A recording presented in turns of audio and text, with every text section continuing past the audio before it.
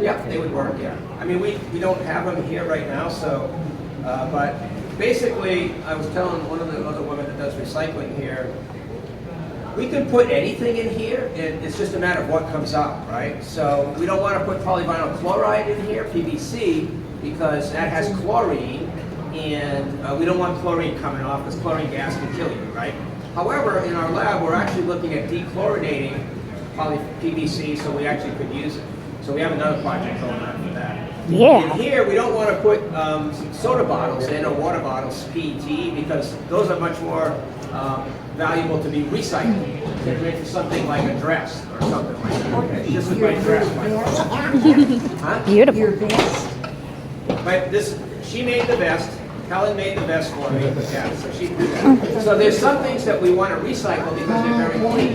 However, things like yogurt containers, Tide containers, shampoo containers, all of those things like that, which are not easily recyclable right now, they could be, but they're not. We could throw it in here and produce a fuel. The biggest thing is, though, is if you have a place where you can't get rid of stuff, if you're on an island, or if you're in a poor community where you have a bunch of plastic. So we work with Kodiak Island in Alaska. Kodiak Island is situated such that a whole bunch of stuff comes in from the ocean and lands up on their beaches. It's a small island, and they have a landfill, but the only thing they're allowed to put in the landfill is something that's generated by the people on Kodiak Island. So they have all this plastic there. These two guys actually went out and spent a week up there harvesting ocean plastics. No fish. He got fish. But my point is, on Kodiak Island, they get all this plastic in from Japan or everywhere else across the world, right? And it ends up on the beach. If we put this there, they could turn that and convert it into diesel, which they can use in the boats that they go out to fish and do other stuff. I think that's where we want to go with these things. Yeah. On a very sunny day, could you get enough heat No. from the sun to No. warm this up? Okay, all right. Just checking. But one thing we want to look at is solar panels. So on a remote area, so we have electricity here, right? So we could power some of this with solar panels. Let's see if this And what I'm not sure about, which actually remind me we need to look into, I'm is I want to serious. see if we can get enough power to actually heat the reactor up with electricity. Otherwise, what we do is we take the gases that come off of here and then put a burner underneath it and burn those gases so we can recycle those gases. We don't do that here. This is just our little lab one. We have a larger scale one, which we just started using, that actually has a continuous feed to it. So it's kind of like a screw, like an auger. It has an auger going in. You put the plastic in, it goes in. But we're going to fire that up really soon, right?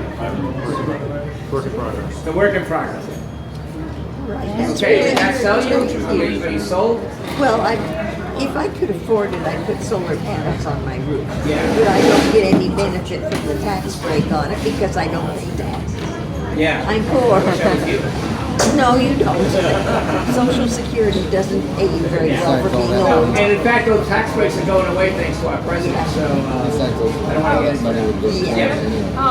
Sasha says Thank you. temperature's dropping. That means the fuel is coming out. So can you explain the temperature a little bit? Well, you How can many take. points do you apply to temperatures and what's that? Go ahead.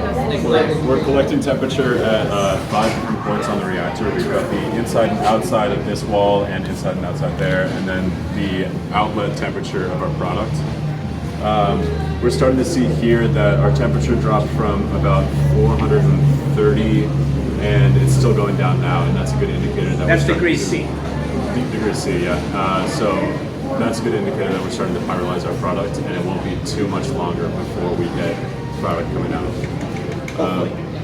First, we gotta let the gases heat this section here before our desired hydrocarbons start emptying into that flask.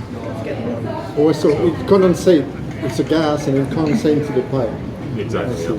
Yeah. So the ice is just making sure that it really condenses at the end. Right. So we have a little separation tube to help our lighter hydrocarbons condense in here, and then our heavier hydrocarbons should condense in the pipe and then just pour directly in there. Diesel fuel has a specific range of the size of hydrocarbons and those light hydrocarbons are not things that we want in diesel fuel. So we're trying to separate those out with that ice bath. All right, so ideally we'd have our heavier cut here, and our lighter cut would come in through here as a vapor and then condense in this flask, which is cooled by the ice. What does that mean, cut? Lower, higher cut? You have a spectrum of hydrocarbons based on carbon number, so where diesel has a certain range, we have a little bit too much of the lighter range, so we basically cut it off at a certain point, and you get one fraction here. Yeah, so polymers, plastics they're very large, right? They might have, 2,000, 3,000 units tied together. So what we're doing, we're just breaking those units up. And we want to get to about, what's the range you said, C8? C9 to about C21. So 9 to 21 carbon units is what diesel is. So that's what we're trying to break these really large molecules up into that range. That's the whole goal of this product. That takes this from being a solid plastic to a liquid at room temperature. So the temperature in this section here right now is almost 60 degrees Celsius, and I'm thinking we should see product come out once it hits about 120 Celsius. Inside of the top. Yeah. The dye's not a problem, it's mostly So you can see that carbon number is like this graph right here. Yeah, so let's see, this was a biodiesel that we got from Sequential, I think. And it shows a good range of hydrocarbons from about C8, C9 up to C21. And it's this normal curve where our average carbon number is about C13 or 14. And we're trying to engineer our product so that we're getting exactly that range and in the right quantities. Because if this is too cold, this is too hot, this is too cold, or this is too hot, you're getting different sections of it. Right. So there's a bunch of different factors that go into what changes our product. It wasn't here last time. Nobody have any questions? Something we can answer for you? What can we do with what we condense? The vapor. So the vapor stream that's sitting in the ice bath is usually about carbon 5 to carbon number 8, which is actually pretty spot on for jet fuel. This is maybe not clean enough to be put into an actual jet, but it could probably be cut with real jet fuel. Just a thought. Using it as a kerosene repeater. Yeah, at the very least, you can do that. And then what about, did you talk about the solids residual? Yeah. So at the end of a run here, we get, for the most part, it's ash and char. It just looks like something you see at the end of a fire. It's just black. But with this current design, there is a little bit of residual polymer that doesn't get fully pyrolyzed, which is this process. This is a pyrolysis reactor. And that is a limitation of this specific reactor, but like we said, we have a newer one and we're hoping to be able to address that. And there are also options that we're exploring with this to address that. So because ideally and optimally, you can pyrolyze the plastic and have basically just carbon char at the end. Something like activated charcoal, like Dr. Skate mentioned earlier. And you can use that for a whole number of processes, like filtering water or heavy metal removal. So I noticed, so the temperature is going back up to 450, is that, what does that mean? Yeah, so usually, like I said, it'll drop down from about 430 down to 360-ish, where we start pyrolyzing plastic, and then the band heaters will turn on as soon as it gets back under 450. So it'll keep heating until it hits 450. And the reason why it starts dropping is because it's losing some of that mass in there? Because it starts taking energy to pyrolyze the I plastic. can smell, I just got a whiff of something. Yeah, right. Yeah. So to start breaking down the plastic, it takes a little energy. Well, that's where okay. If you look at the theory, Turn the So what, or off and on again. Sasha, I think I didn't get what was coming in this end and what was coming in this end. What was the two, The light and the heavy.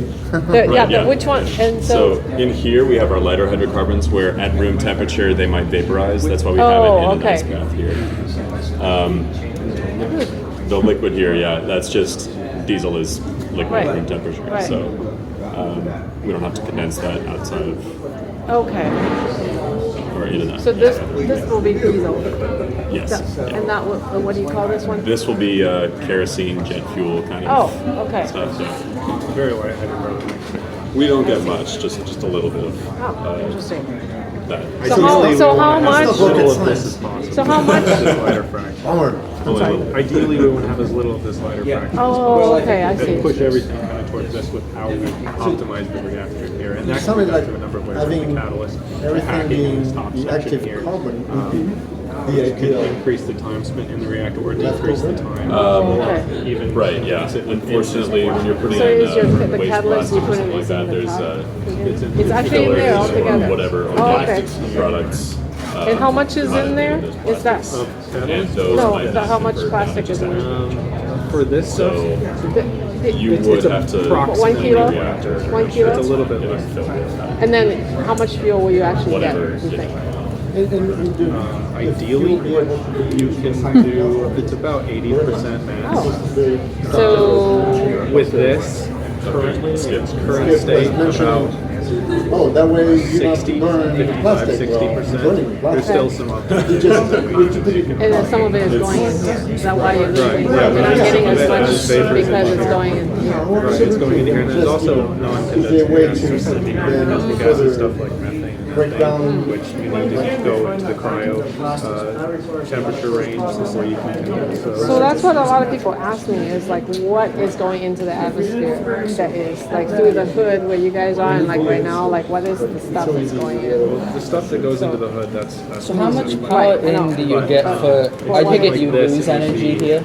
No, well, the Methane? potential Yes, energy but of with the diesel fuel we the get out process that we're is looking at recycling. roughly 5 times Right. higher than the energy that we're putting into breaking down. Right, and Sending so those it'll just be a gases to heat it. closed system. Exactly, Right. and according to the calculations, Right, it's right. able to Yeah. Beautiful thing. maintain the temperature. But just keep it purely at the power that we're whatever putting temperature you'd like it to, into Right. changing the composition of our just with the semi-plastic gases or the So you're not fraction you counting don't want to sensors So that or would- computers that or would- devices connected to it to make That it would be, work. That's That would be pretty recycled. negligible compared to the power. You're using right, it. so it would require a whole different system. But This still, is it modifies it a little. So that, a so small- that would be some other system that you would provide, that you could, and you could do that, yeah, down the road, yeah.